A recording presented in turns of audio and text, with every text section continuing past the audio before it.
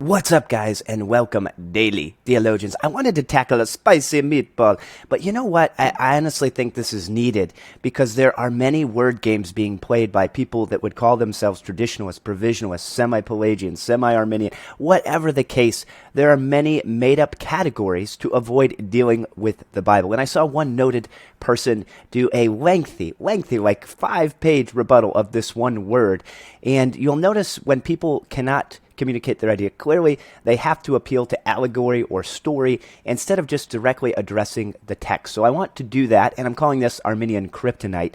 And the reason for this is because I think many people are teaching a doctrine that is synergistic. It is a very man-centered view of the gospel, and it's very dangerous. Now, we're not saying that people that are Arminians are not Christians. However, as you will know, I think that we must defend justification by faith alone. God's grace regenerates the heart of the elect that respond in repentance of faith. So, the clearest verse on God drawing people to salvation is John 6:44. So this is the declaration of Jesus: no one can come to me unless the Father who sent me draws him, and I will raise him up on the last day. Now, the Greek word translated draw as helko. Strong's G 1670. Helko. Helko, which means to drag, literally or figuratively. Clearly, this is drawing a one-sided affair. God does the drawing of salvation. We who are drawn have a passive role in the process. There is no doubt that we respond to his drawing, but the drawing itself is all on his part. Helko is used in John 21:6, and this is from Got Questions, this portion, to refer to a heavy net full of fish being dragged to the shore. In John 18:10, we see Peter drawing his sword. In Acts 16:19, Helko is used to describe Paul, Silas being dragged into the marketplace before the rulers, clearly being drawn by force. And Jesus said, "I'll make you fishers of men." What did that mean? They were going to go down and swim with the fish and woo the fish to their boat? Of course not. That is foolish. It is a stupid interpretation, and it is incorrect. He meant to drag them, to catch them, to get them. Clearly, the net had no part in its being drawn to the shore. Peter's sword had no part in being drawn. Paul and Silas did not drag them to the marketplace. The same can be said of God's drawing of someone to salvation. Some come willingly, some are dragged unwillingly, but all eventually come, although we have no part in the drawing. Now, I go to R.C. Sproul. Arminians say the Almighty woos or entices us by means of prevenient grace, which we all receive just by being born. Well, that's not accurate. It's not even in the Bible. Let's see what R.C. Sproul says. The Spirit overcomes our sinfulness just enough so that we're able to pursue God. What about the people that don't pursue God? Why did God not give them enough prevenient grace, which also is a doctrine not found anywhere in the Bible? It's not in the Bible. It doesn't exist. He does not guarantee we will choose him. We remain able to resist his call to love him, no matter how persuasive he makes it.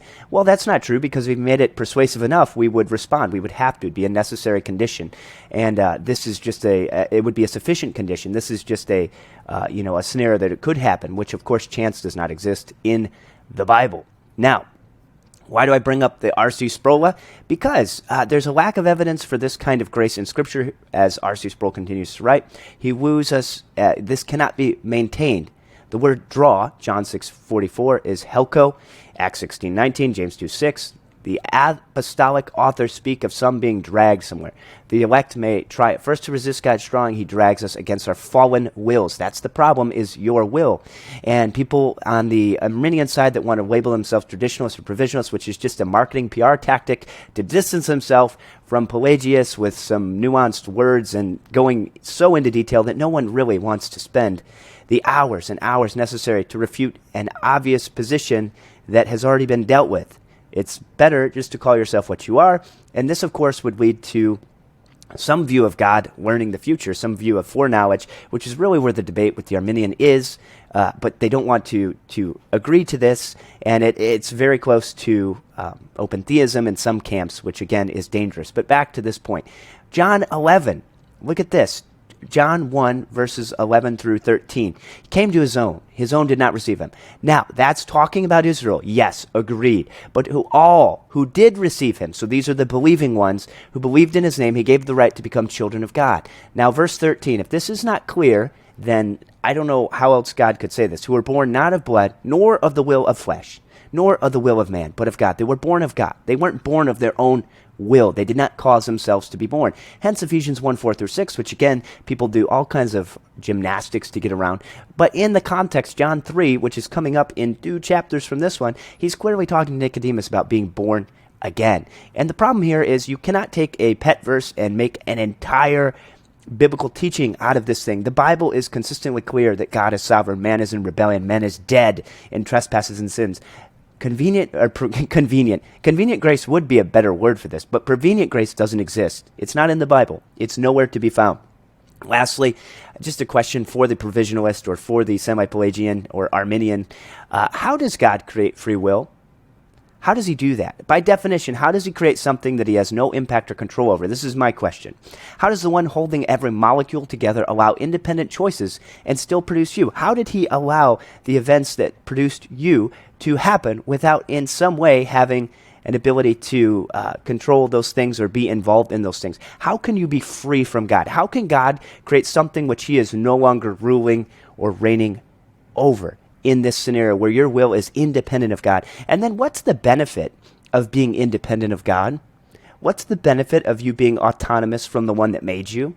How does that work? How does that make your choices more you instead of just agreeing that they're real choices and that we are the creatures and God is the creator?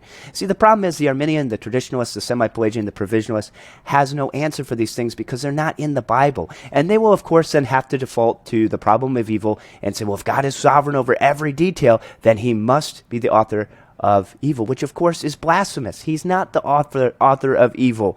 God permits it, but he did not cause it. And that is a mystery. You say, well, how can that be a mystery? Well, you tell me, Mr. Provisionalist or Mr. Arminian, how can the idea of free choice allow man to fall? Why would a good moral agent who is free choose to die? That doesn't make any sense either. You have the same problem. You cannot account for evil either. You're just pushing it off into another box, but it's not biblical. So God clearly permitted evil. He permits us to be evil before we're redeemed and saved, but he will ultimately judge evil because he's holy, just, and good. He died for the elect. It was an actual atonement. He actually saves people. Helko, he drags them. They didn't translate it correctly because they don't want to offend people, but the word is drag, and he drags people to himself. And I thank God that he does, because if he didn't, I would never be a guest, which is why we sing the song, Why Am I a Guest? And this is a bit of a rant, but the problem is there is so much just total straw manning and making up all these allegories and things in this camp. And I really believe it's dangerous. I believe that people that kick against God's sovereign grace, there's something wrong with someone doing this. They'll say, well, I'd be more gracious than God to offer atonement to all people. No, false. God owes us justice. That is an evil view of God. God is right and good. You are not more holy or just than God. And God saves whom he will. Why should he save anyone at all? Why should he save anyone at all except the Arminian, the Provisionalist, the Traditionalist, whatever you want to call yourself? They flip that on its head and say God owes it to everyone. Well, no, he doesn't. He owes you justice. And if you don't see that, it's because of pride. And if you think that you are the chief end of God, you're not. God's glory is. And you have to understand that. And that's why Arminian theology is a humanistic ideology. This idea of autonomy is an atheistic idea. It's not biblical. Prevenient grace isn't in the Bible. And again, there are not Bible verses to contend with this. There's just jumbled bad hermeneutics, bad exegesis, and a totally cobbled together revisionist style to church and the history of the church and these doctrines. So leave a comment below. I know this is a spicy one, but I really do think that God's grace is so important. Justification by faith alone is so important. And the why we are a Christian is because God's sovereign grace electing to choose you. How you're a Christian is by repenting and believing in the death, burial, and resurrection of the God-man Jesus Christ, and putting all of your trust in him. Those are two different questions, by the way, which people do not parse out. But the reason is open theism and God learning and man participating in their salvation is not biblical, and it's very dangerous, if not outright leaning into a different gospel in some camps. And you got to take it person by person. You can't make sweeping generalizations here, because ultimately faith is based on one person at a time. And these camps, both sides of this, will generalize the other, and you can't do that. You have to go person by person because people don't understand the words, or the words have been twisted to mean things they don't. So hopefully this is helpful. Leave a comment below, and remember to hammer that like button like the 95 Theses. God bless.